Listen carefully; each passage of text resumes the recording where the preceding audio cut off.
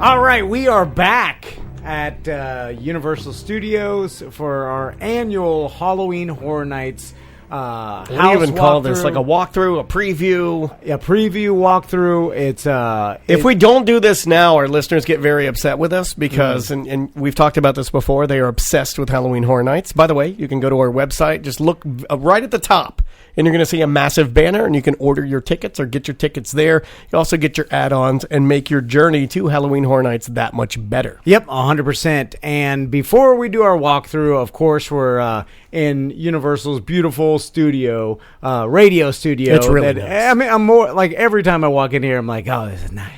I think every radio station that's actually in here spends about the first hour of their broadcast talking about the facility, not necessarily the different mazes, houses, attractions, and rides that you can do here at Universal, which is actually kind of weird. By the way, Travis is stuffing his pockets with candy. Yeah, Bob, you're going to want to shake him down before. Yeah. Do not let him leave. He's like, he shows me a Milky Way like he's a kid that in some sort of grocery store that shoplifting. He's like, I got a Milky Way. I'm like, all right, Travis, you're embarrassing. It's full size. Yeah. Patrick, full transparency, on the way over here, Travis said, I love this event because they have snacks. And I'm like, that's not why we go there. That is not why we go there. So we are here in the studio with Patrick. He is going to be our host, just like last year and the year before. We were trying to determine how many years. We believe this is our third year with Patrick. I think so. Yep. Our fifth year doing the Halloween Horror Nights walkthrough. So how you doing, Patrick? I'm great. How you guys doing? Really good, man. Thanks again for having us out. I know you're super busy. It's like, hey, let's find the time he's the most busy and then mess up his day by coming over and stealing his snacks. Are you kidding me? I get to grab a candy bar now. Like, I'm super excited. Like, we don't have candy bars in the lab while we're going. Okay. All right, I got you. So let's get right to it, Patrick. Yeah. I know that there's a lot of new houses this year, and I've heard nothing but good things so far. Of course, you guys do an unbelievable job every year, but it seems like you outdo yourself every year, which is hard to do because, of course, you got the diehards that I'm sure you talk to. I mean, now there's complete message boards and groups of fanatics. Hey, remember when we were like one of the first podcasts to do this? Yeah, no, I know. Now it's like all the podcasts do this. Water's warm, jump on in. Yeah. I mean, there are podcasts now just about Halloween Horror Nights, multiple podcasts. So how does that affect you guys and the creative team when there's so much feedback now compared to other years? I know that there's always feedback, but it seems like, there's more and more every year. And, I mean, do you guys go through? Do you guys listen to the Halloween Horror Nights fanatics? Yeah, it's a great question because it used to be that we would just get stopped on the street during the event. People would be like, hey, we love the event, or hey, this house kind of slacking. Now it's just on a global level. Yes, right. Where there's every channel possible, we hear that stuff. Oh, yeah. But at the same time, we love responding to it. Like last year in Slaughter Cinema, in the final room, we had the Yetis. And so those characters were in that room, and we had built that house on the idea that every single one of those rooms was something that we wanted to create a full house from, but didn't know whether or not we'd be able to pull it off. Yes. But then the guest reaction was so strong to those Yetis that we were like, it was a no-brainer for us to use them in a full house this year.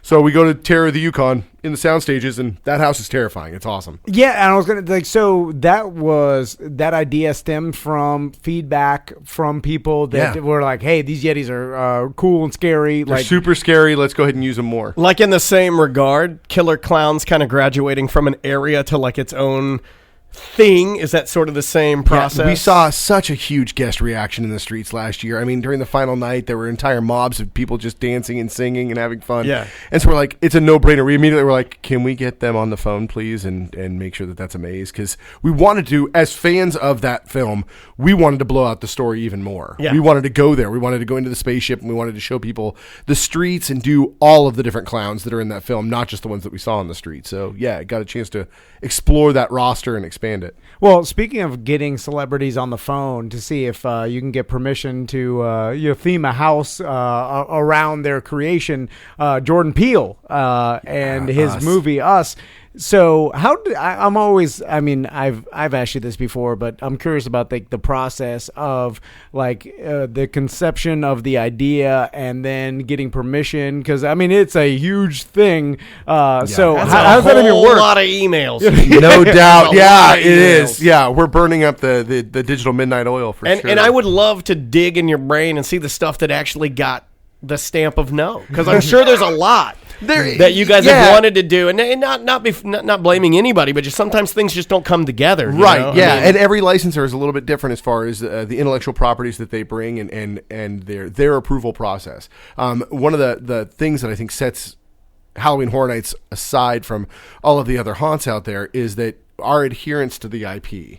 So we want to make sure that we get it just as right as they got it in the film or the television show. We don't want our guests to walk through and go, "Oh man, you guys got so close, but you missed it." Yeah. You know, we want to dig so deep that even if they don't know that they'll feel a difference for sure if we don't go that extra mile to try to adhere to it. Yes. And it's you want to please somebody like Jordan Peele, obviously. I mean, he's a magnet as far as the horror community is concerned right now with Get Out and Us and moving forward with his other properties. But at the same time, you look at Netflix, which had such a huge strong following with Stranger Things, following it up with seasons 2 and 3 in this year's Maze.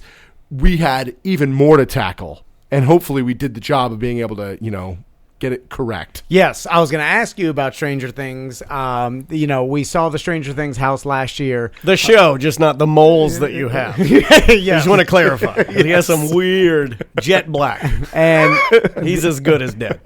your creative team did an unbelievable job. And when you do an unbelievable job, there's always next year. And it's kind of like it's a blessing. They're already and a curse. working on it, man. Are you crazy? So I just came from a meeting. I'm sure. No comment. Yeah. There you go.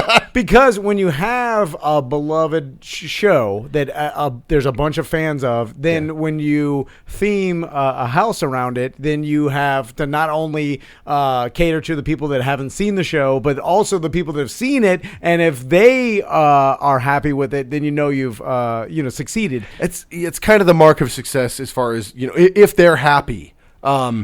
Yeah, I mean, first and foremost, we're such huge fans of this genre, and in particular, any of the IPs that we take in. If we aren't as familiar with them at the very beginning, by the end of it, we're huge fans of every single IP that we work with because we want to invest ourselves in it. I have seen seasons 2 and seasons 3 of Stranger Things more than almost anybody. I have watched that show so much. Yeah. And it's great that I got the opportunity to watch that because and our decor teams and our scenic teams and everybody pursues those ad nauseum because what they want is they want to get it right. Yes. They want to make sure that even if somebody isn't familiar with it, they're going to go in and have a great time and get scared. But if they are familiar with it, they know a difference between, a homegrown haunt and something at this level. Exactly. And when you have because you're combining 2 seasons together, is there any wanting to make them equal as far as there's equal parts 2 and 3? Oh, you mean or half the or half is there, of it has to be 2? I imagine it probably leans more towards 3 just because more happened during 3, so there's more to work with, or how does that there was a lot of debate. The house shakes out to about roughly half and half. With a couple of there's a bumper at the end, and I'm not ruining anything if you've seen season 3. Yeah. But as far as the shakedown of the maze itself, it's about half and half. It's about, okay. How many Will Byers wigs do you guys own? The little Mary Lou Retton, personally, yeah, or the not, ones just not here your at own work? personal collection. How dare you? I would not. I would not dig into your personal life like that. The little Mary Lou Retton. My wife wants me to start wearing that. Coif. And I'm not sure I can pull it off. I might be able to talk to somebody at the end of this event and get you one. All right. I might be. That's a deal. You might get one in the mail and go, "What the hell is this?" Oh, I'll know what it is, sir. What's harder? Is it harder to work with a mainstream brand that everybody knows and get it right? Or is it harder to nail it like I'm hearing that you guys are with these original houses that you guys do? Because personally, every year I end up liking the stuff that's kind of that you guys did. Those usually are my favorite homes. And I call this one a home because I literally loved it more than anything, and I keep bringing it up every single year. But the one particular house that had the man babies and the poo stinking room. That was the scariest, coolest, craziest thing I'd ever seen. The muscle babies, and then the whole room smelled like a diaper. And it was terrifying. It was Dollhouse of the Damned. Dollhouse of the Damned. That was the greatest thing ever, man. So, and my wife asked me, so which one did you like? I was like, well, of course I like that one. I like the giant man babies and the poo smell. That blew I'm like, where am I right now? Yeah. Which one's harder for you guys? Or are they all sort of on the same? They're kind of all on the same level. Historically speaking, back in the day, we had A houses and B houses. So you had ones that got a lot of funding and then ones that were kind of, down below. And that was in the very early stages of our process. Now that we're almost 30 years old, there is no A and B houses. Yeah. All of them are soundstage level, movie quality sets. Like we try to push the envelope in every single facet of them, whether it be technology or scares or what you're going to experience when you walk through, what you're going to smell when you come in. Sure. I don't have necessarily a preference to them. I love the fact that we have always created our original houses and will always create original houses. The fact that the event changes over and evolves every single year is something that always intrigues me. One of the things when I first started that really took me back and set me back as just a performance captain at the time was the potential of our park to be able to flip in an hour from daytime to nighttime operation, and what it truly meant to go from, you're having fun with your family, it's daytime, you're having a great time, you're having your Dole Whip or whatever you're having, and then at nighttime all of a sudden it's loud and aggressive and scary and dark and it's a place of nightmares. I was going to comment on that because our sales guy, Travis, has been to Halloween Horror Nights, and when we walked in, he's like, whoa. He's like, man, they really flipped this place because there's a huge thing that was here when I was here last time, so they must set it up. And I was going to ask you, like, how I'm sure at the beginning of the season, it's, but you've just like anything, you get the pattern to it, and it gets faster and faster each time. But how long is that turnaround time, like, with the whole crew? I'm sure it's like a pit crew right now, how fast you got to do it. It really is. Like now that we're a few weeks into the event, it really has to smooth itself out. Yeah. I have to hand it to our technical teams because if not for them, we would never be able to do it. We flip the entire park in about an hour and a half. Wow. And that's lighting fixtures, that's set pieces in all the streets, that's setting up of all of the queues. Our attraction operation team, they go out and they set up all the external queues within that hour. That's crazy. That's a lot of barricades. That's a lot of beer carts being moved around. That's a lot of logistics. Every single person who works at Universal Orlando works for Halloween Horror Nights during this time. They just do. Wow. I got to ask you two more things about houses. The Ghostbusters house. Is this the first year you've done anything themed Ghostbusters? Yeah. Oh, yeah. See, like for me, I'm like so surprised that it's the first year you ever worked with that brand because it's like so iconic. Ghostbusters, you'd think that Halloween Horror Nights would, but so do you take that in consideration, or do you put pressure on yourself? Like, okay, we're working with this iconic brand that everybody knows. Like, I'm pretty sure. Probably. Look, you could say no comment, but I'm going to assume that Ghostbusters has been on the whiteboard for many years. You know what I mean? There are several that are on that whiteboard and have remained there. The white whales. You're just like, come on, we got to work with this. Has this been a white whale for you guys? Oh, yeah, absolutely. And it was a no-brainer with it just turned 35. It turns 35 tomorrow. Whoa. Crazy. I think it's 35 on the 10th. That's insane. Yeah, it's the 35th anniversary of the film. And so we were like, if it's got to be this year. Please, let's do this. And fortunately, we were able to work it out so that we were able to bring that maze to life. And Charles did such a good job. Charles Gray, who's the show director for that particular maze, he did such an amazing job with not only the design with Nick Collins, but also the tech team in being able to really take you through the entire film. So it's not enough that people are jumping out and scaring you, but if you have a character jump out, you know the line that they're going to say based on the environment that they're in. Oh, that's cool. But then audio-wise, immediately following that trigger, you've got another line or two of audio to connect the dots moving forward into the rest of the house, so you don't feel like you're losing anything. That's great. Yes. Because as fans, we want everything to be in that house. Walkable movie. Right? Oh man, make the house 2.5 hours long with extra additional material. Like cutscenes. How do you even decide what to work with? Because there's so much in that franchise of Ghostbusters monsters that you could pick from. I mean, I'm sure you have to put it all down and then start just Xing things off. Is that how it works? Yeah, talk about a whiteboard. Like we had 3 of them filled with everything that we wanted to either put in audio-wise or environment or character. And then we started with like, okay, what are the scariest pieces? This, and this. Those are the scariest pieces. They have to go in. I can think of one that can't be in there. Which one? You know. Well, there's an implied scene. We won't talk about that. Yes, one, but yes, that one cannot be. however, the firehouse is there. No, really. We do go into the firehouse. You do see Janine at the table. That's so awesome. Yeah, it's crazy. Her table is actually loaded with triggers. So if she picks up a phone and she talks, you can actually hear somebody going. Oh, that's so cool. And then she can slam it down and say, "We got one," and hit the trigger. Or when she picks up, when she starts to type, the ooze on the table starts to bubble up. And there's a bunch of different things that she can do that are at her control. That's so cool. To make it a live experience. And she's on a microphone, so she's a live actor who's actually interacting with. And the she guests. can use that almost like a club DJ in order to play the room. Absolutely, right? yeah, man. it's fantastic. You walk in and it's the firehouse. Yeah, that's so dope. House of a Thousand Corpses. Has Rob Zombie seen the house yet? He hasn't been through physically. Okay. Everything that we do, both scenically, audio-wise, character costume-wise, all of that has to get passed over and get approved. So he's seen everything. Wow. But just has not physically been here as of yet. Yeah. I don't know if he's going to be here. I don't know. Yeah, of course. I would imagine at some point. I would hope why so. not? I would hope so. I mean, with that and Hellbilly Deluxe being the Scare Zone over in San Francisco, which is a huge success this year. Yeah, you might want to. So that's amazing.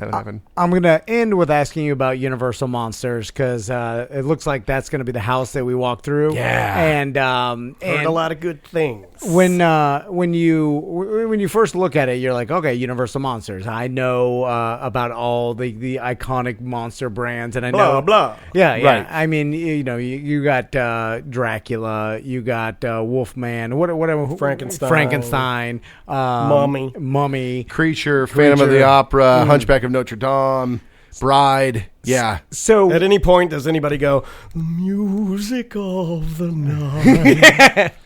No. Yay!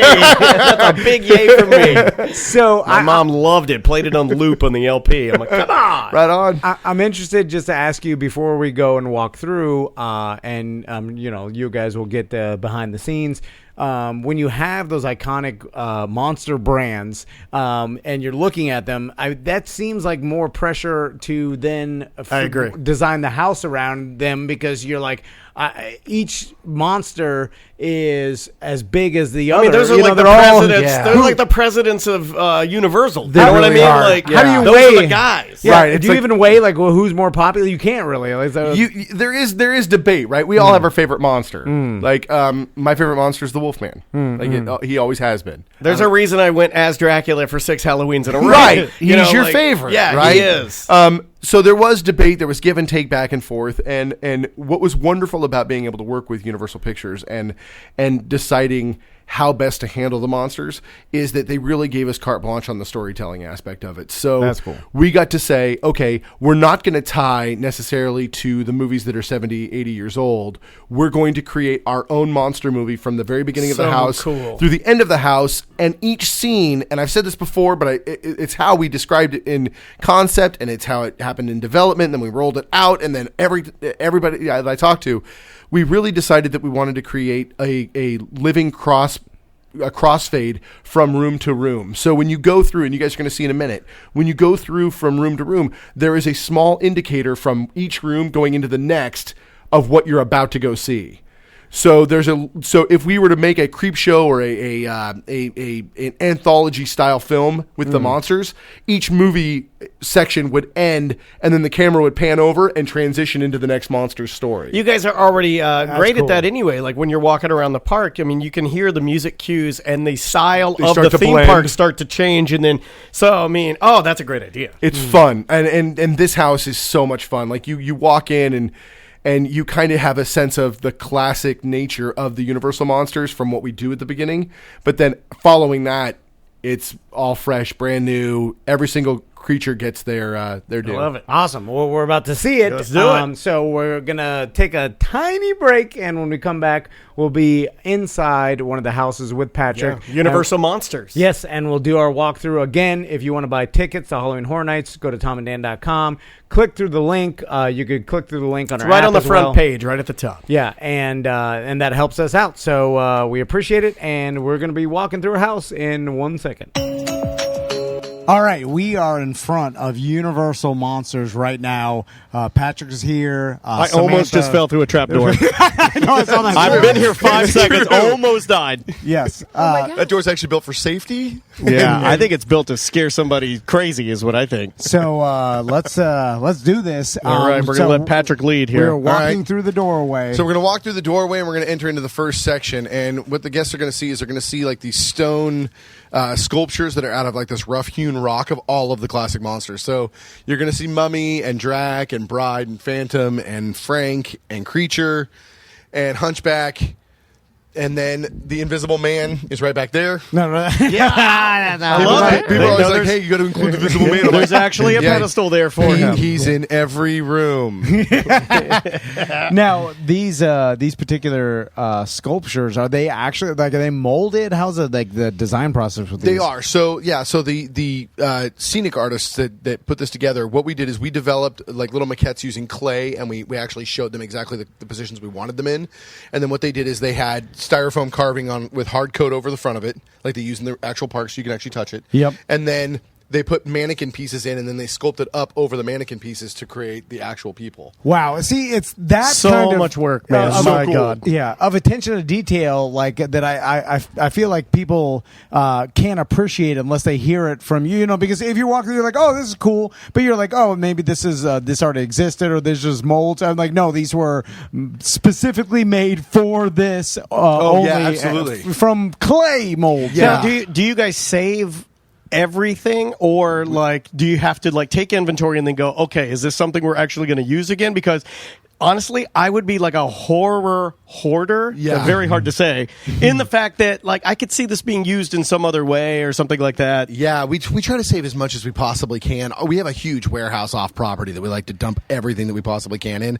And so what we'll do is we'll end up using something for years and years and years. There's an actual oven, a large boiler type oven that's in House of 1,000 Corpses this year that's like on its 10th or 11th year.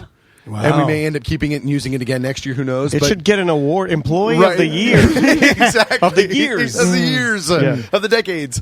But yeah, so we try to save as much as we can. And obviously we want to save these pieces because they're just absolutely gorgeous. And as fans, we're like, this is our one chance before we go into the maze to actually show the guests kind of the classic nature of the monsters before we take them and make them our own. Because the Universal Monsters are something that will continue to change over time. Yep. And so we wanted to show and just like show off that these guys are the Titans. These are the originals. Yeah. Now, I get asked this all the time. Is there still the ability, because it's fun for Tom and I and Samantha and Butler to walk through here with you with the lights on. Do people still get the behind the scenes? Can they pay extra to do the...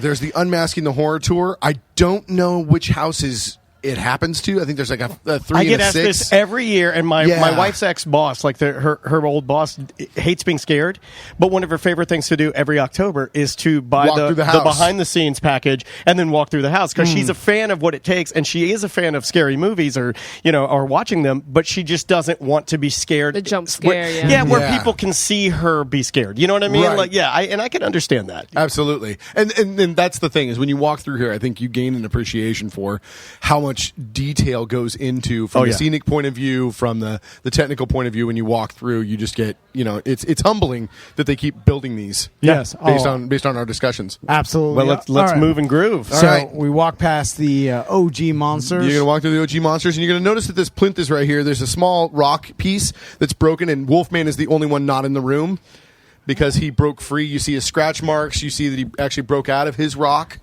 and we're going to be moving into the Talbot Crypt. So we're actually moving into the Wolfman section of the house. So that's kind of our living crossfade into what you can experience. And the very first thing you experience is that statue, stone-esque Wolfman right here as soon as you come in. Right. So he's in his stone form. He is. He is completely in stone. And then When you walk through the rest of it, you'll be attacked, obviously, by the real one.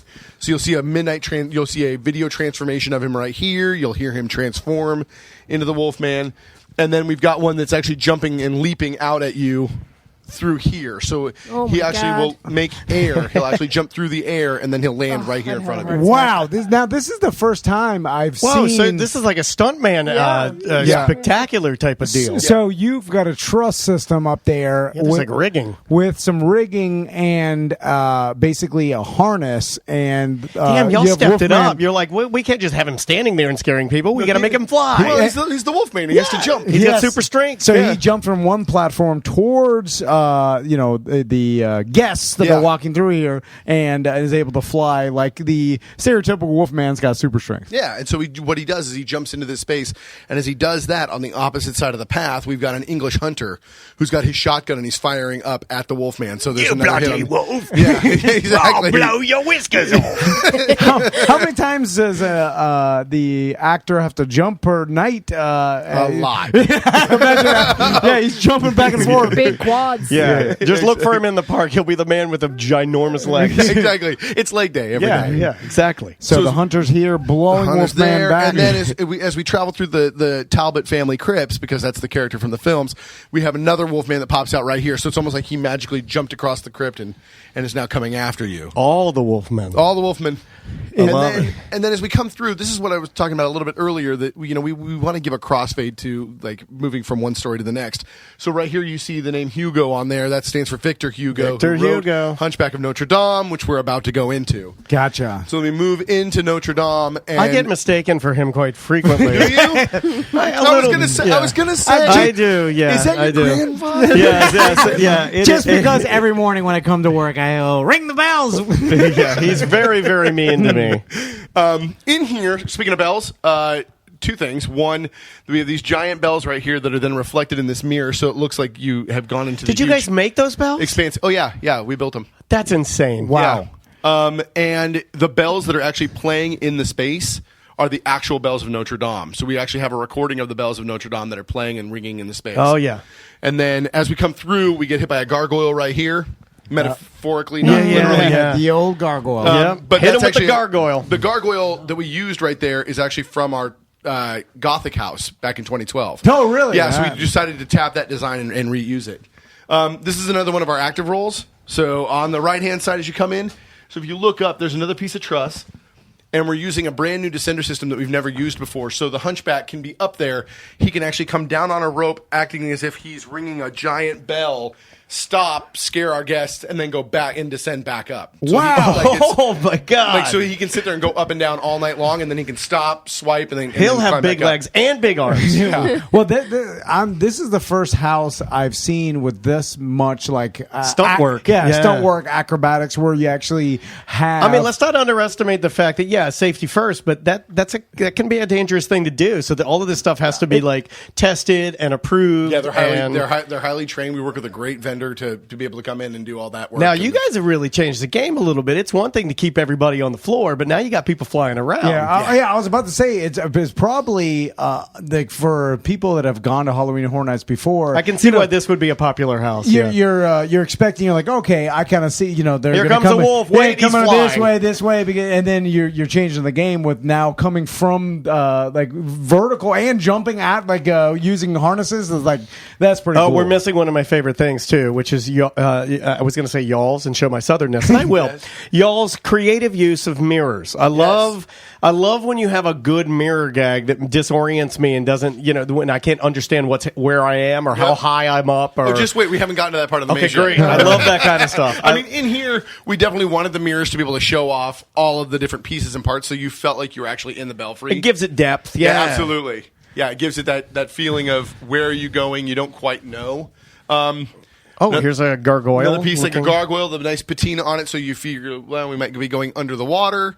And we do. We transition into the creature from the Black Lagoon. Yo, this is unreal. So we're in his lair under the water, and there's several of them in this area, like they pop out, and that trigger on that right-hand side, by the way, that every single time I walk through here makes me laugh because it's like a brown note. Like people literally drop freak out as soon as they hear it. Oh, I bet. And then our team did a great job. Like the scenic returns that you see. That look at the turtle. Yeah, there's a turtle. So there's a lady above us. Yeah, Oh basically, my God! Don't. She's floating on the water. Yeah, it looks like we are underneath the water. There's algae everywhere. Everything's blue. The coral, the fish above us. There's. Is that a dead woman above us? She's floating. Yep. She's floating. Yeah, and there's Face a boat. down. Looks just like my wife. It gives you the perception of like, okay, there's the water line. We're under, it's just a. Then we add fog it's awesome. and wave lights at the top, so you actually get the sense of actually being underwater. And then we've added the boat right here, so that you have a feeling like you're going underneath the boat. You're actually swimming alongside. What's the term for the? There's an alligator in there, Tom.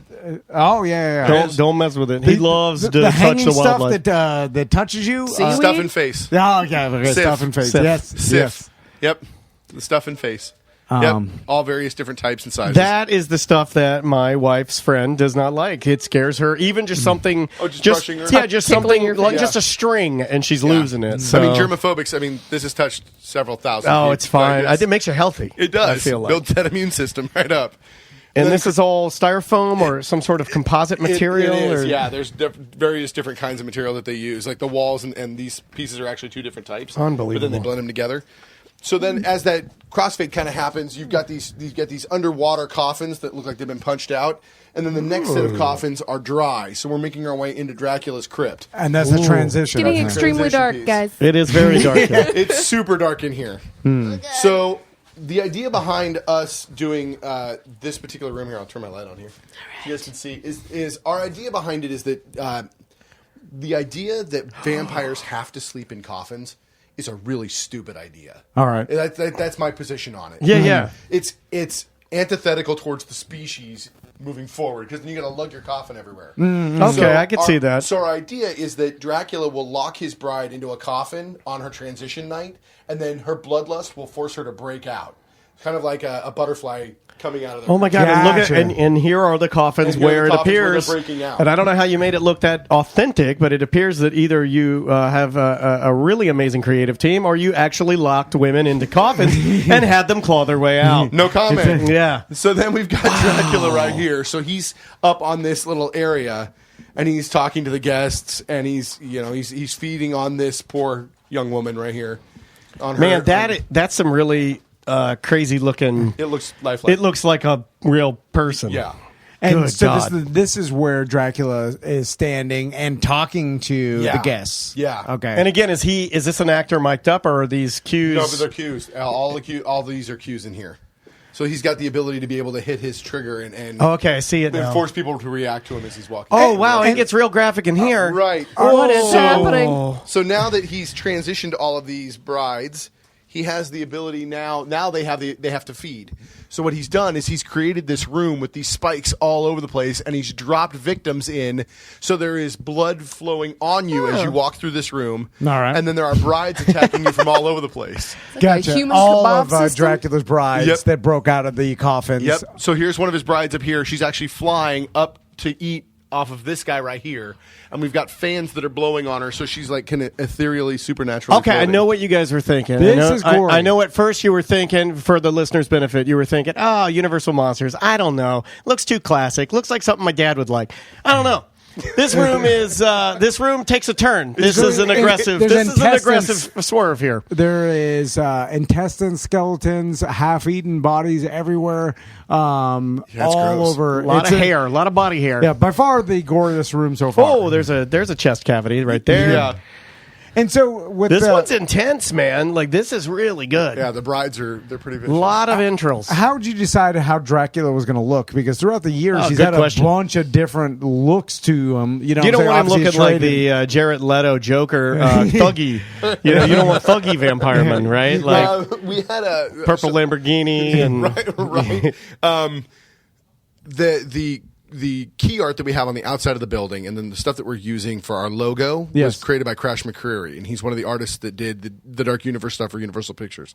And we based our design of our mask off of that artwork. Gotcha. And then we also had to work on all of the other monsters. So we redesigned every single monster this year. So when you walk through, they're all fresh takes on those monsters. That's cool. And the Frankenstein is by far the best sculpt I've ever seen of Frankenstein ever. Like, even from the classic stuff all the way moving forward, it's so aggressive and so forward. You're just like, wow, he's a scary, scary dude. Yeah. That is awesome. Also, well, this room 8.5 feet rules. tall. Like, this is worth. Yeah, that is so good. And as you know, we said in the first segment, I'm a massive Dracula fan.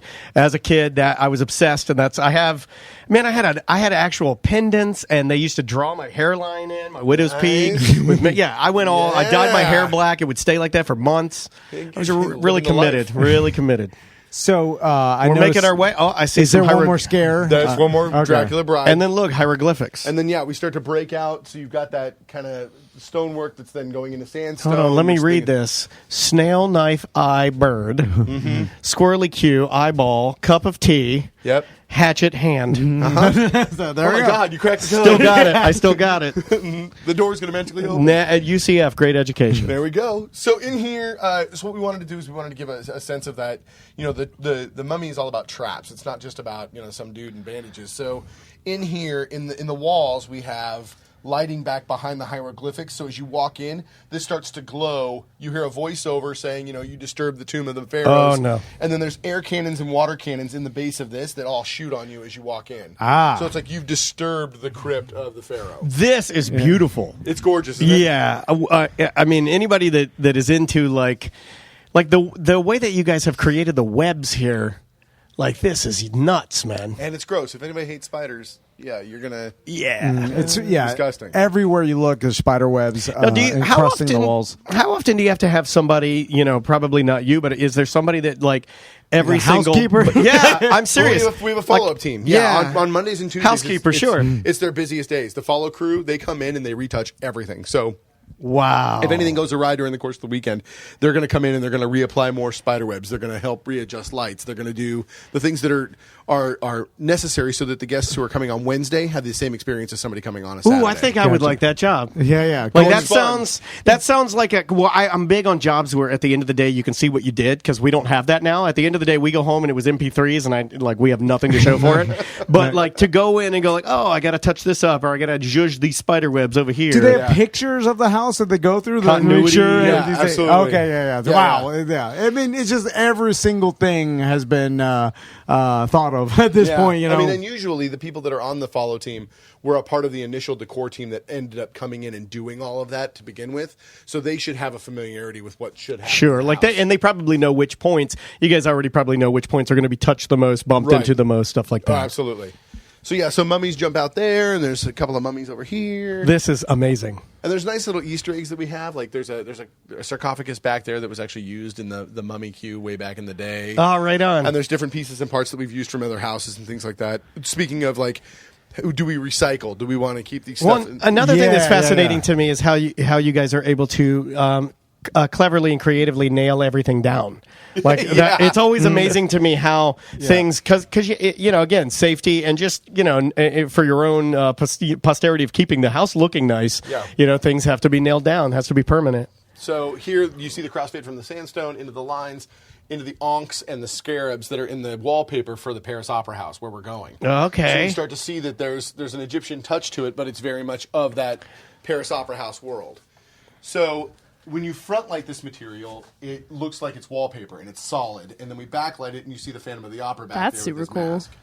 Whoa. So during operation, this literally becomes a solid wall, and then it flips to having him back. Wow, there. you did give him a new look. Holy crap, he's scary. Yeah, he's totally scary. And he's got I'm a big fan of the band Ghost. We saw them at Dr. Phillips. Right on. And I like how his mask is very much like one of the nameless, faceless demons that play in his backing band. Yep.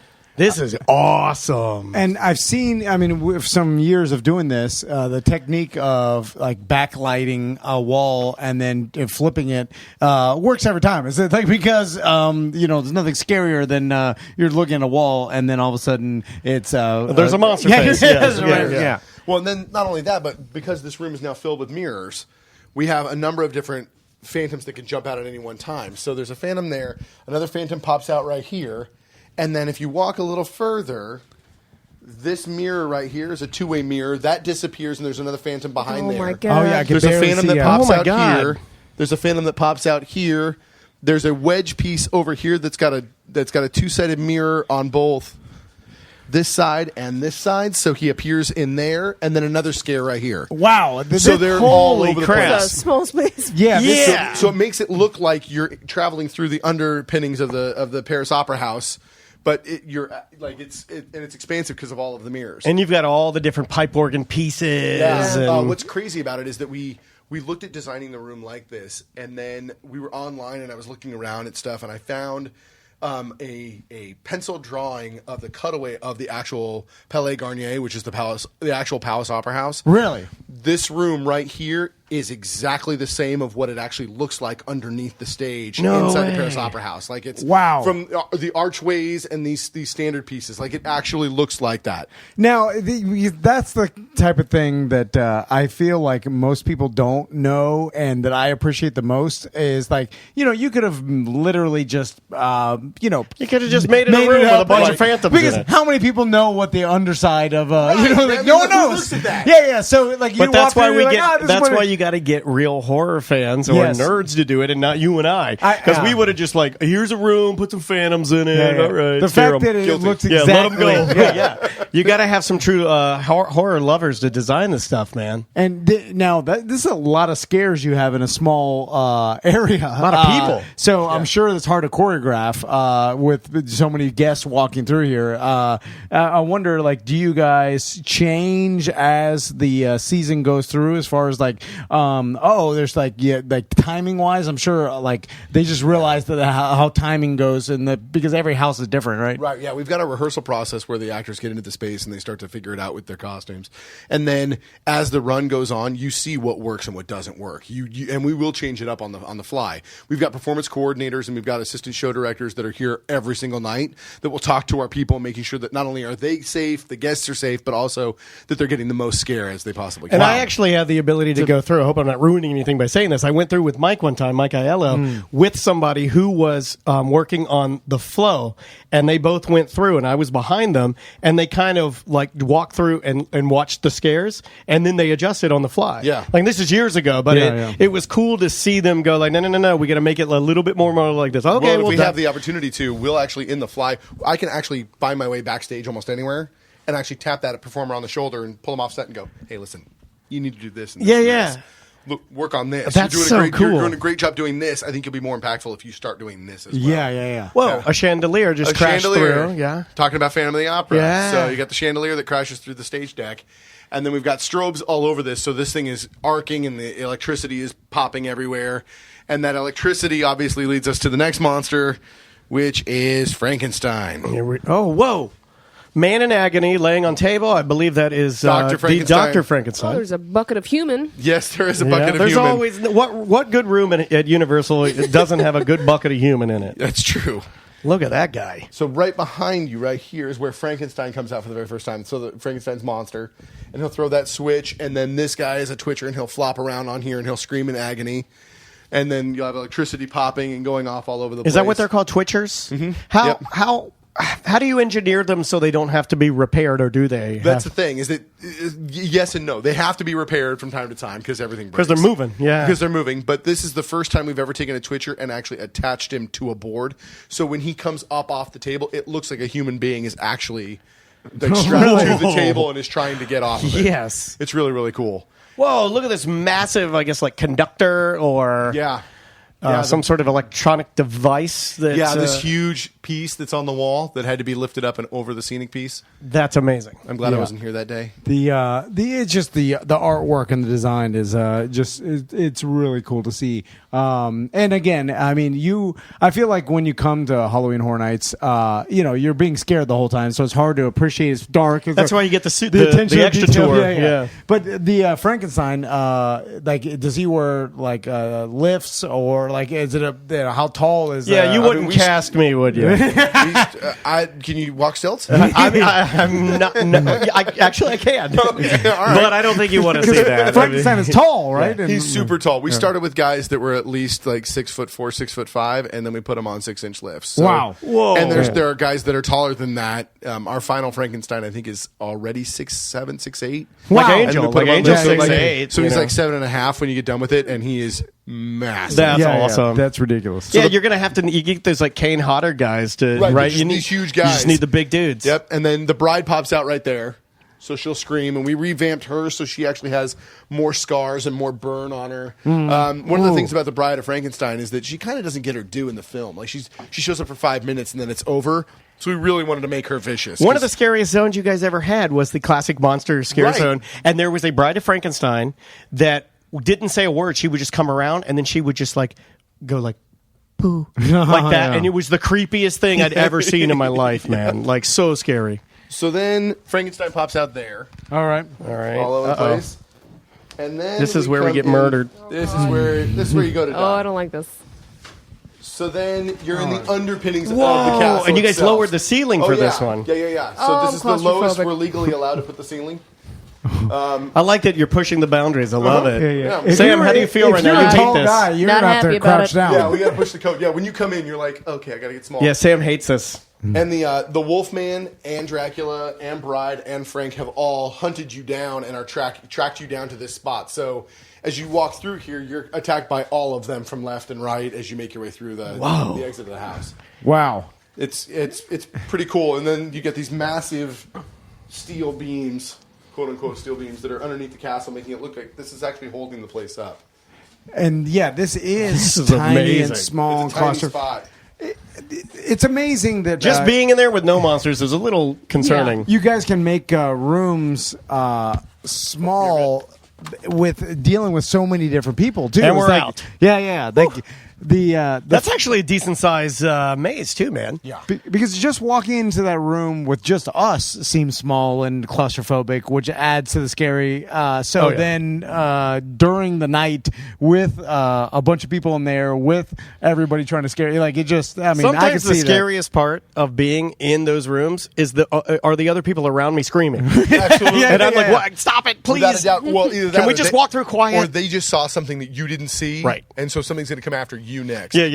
I'm not a big. It depends on who you go with, but I usually get behind my wife, like for this, and then I just hold her hand. Well, you were right. That is a really cool, beautiful house. Really, really great. And I'm glad you guys like it. I could see why so many people like it, and I've because we talked about like which house do we go through, and then you were like, I've had a lot of good feedback about this, and I can see why. It's just it's super cool. Plus, like the throwback to the traditional monsters is great.